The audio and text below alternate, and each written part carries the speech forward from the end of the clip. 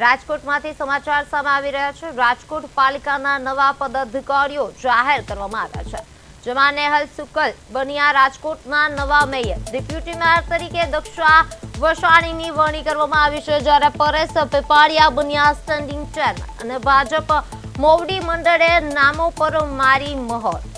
રાજકોટના નવા મેયર છે તે બની ગયા છે, જેમાં ડેપ્યુટી મેયર તરીકે દક્ષા વસાણીની વરણી કરવામાં આવી છે। પરેશ પીપાળિયા બન્યા સ્ટેન્ડિંગ ચેરમેન અને જ્યારે ભાજપ મોવડી મંડળે નામો પર મારી મહોર। રાજકોટના નવા મેયર ડેપ્યુટી મેયર તરીકે દક્ષા વસાણીની વરણી કરવામાં આવી છે, જ્યારે પરેશ પીપાળિયા બન્યા સ્ટેન્ડિંગ ચેરમેન અને ભાજપ મોવડી મંડળે નામો પર મારી મહોર। રાજકોટના નવા મેયરની વરણી કરવામાં આવી છે। રાજકોટ પાલિકાના નવા પદાધિકારીઓ જાહેર કરવામાં આવ્યા છે, જેમાં નેહલ શુક્લ બન્યા રાજકોટના નવા મેયર, જ્યારે ડેપ્યુટી મેયર તરીકે દક્ષા વસાણીની વરણી કરવામાં આવી છે। પરેશ પીપાળિયા બન્યા સ્ટેન્ડિંગ ચેરમેન અને ભાજપ મોવડી મંડળે નામો પર મહોર મારી છે।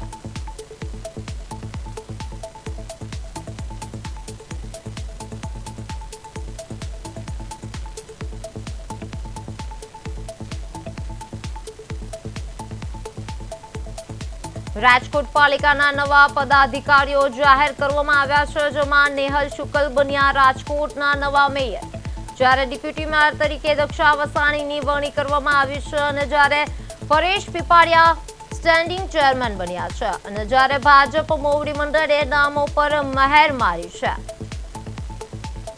રાજકોટ પાલિકાના નવા પદાધિકારીઓ જાહેર કરવામાં આવ્યા છે, જેમાં નેહલ શુક્લ જે રાજકોટના નવા મેયર બન્યા છે। ડેપ્યુટી મેયર તરીકે દક્ષા વસાણીની વરણી કરવામાં આવી છે અને જ્યારે પરેશ પીપાળિયા સ્ટેન્ડિંગ ચેરમેન પદે આવ્યા છે। ભાજપ મોવડી મંડળે નામો પર મહોર મારી છે।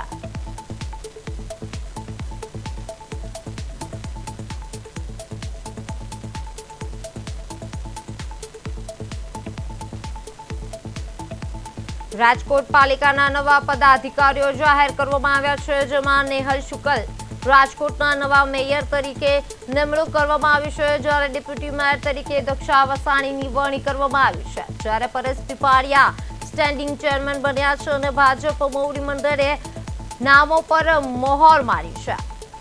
રાજકોટના નવા મેયરની નિમણૂક કરવામાં આવી છે। નવા પદાધિકારીઓ જાહેર કરવામાં આવ્યા છે, જેમાં નેહલ શુક્લ રાજકોટના નવા મેયર તરીકે નિમણૂક કરવામાં આવી છે અને જ્યારે ડેપ્યુટી મેયર તરીકે દક્ષા વસાણીની વરણી કરવામાં આવી છે।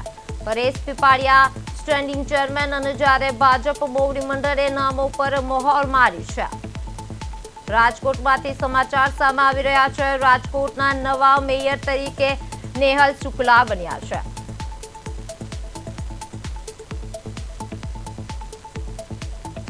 તો આજ મુદ્દે વાત કરવા અમારા સંવાદદાતા ધનંજય સોનેચા લાઈવ જોડાઈ ગયા છે। જી ધનંજય, રાજકોટ પાલિકાના નવા પદાધિકારીઓ જાહેર થયા છે, ત્યારે આજનો માહોલ કેવો જોવા મળી રહ્યો છે? વાત કરવામાં આવે તો એક મહિના માટે રાજકોટના નવા મેયર, ચેરમેન, ડેપ્યુટી મેયર અને આજે મળ્યા છે। એક મહિના સુધી પૂર્ણ થયા બાદ છે આજે નામોની જાહેરાત કરવામાં આવી છે।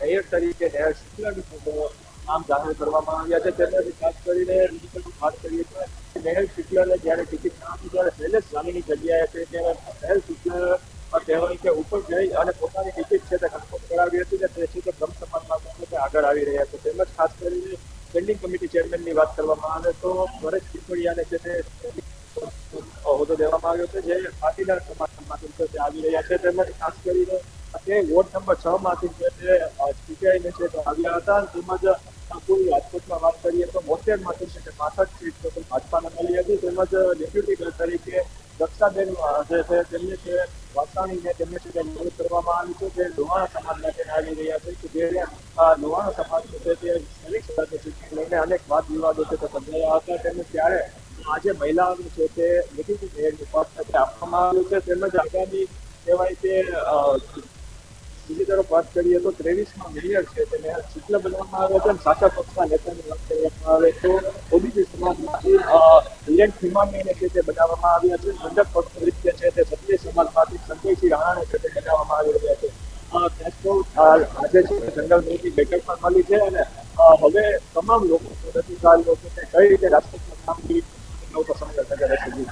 જી ધનંજય, સમગ્ર માહિતી બદલ આપનો આભાર.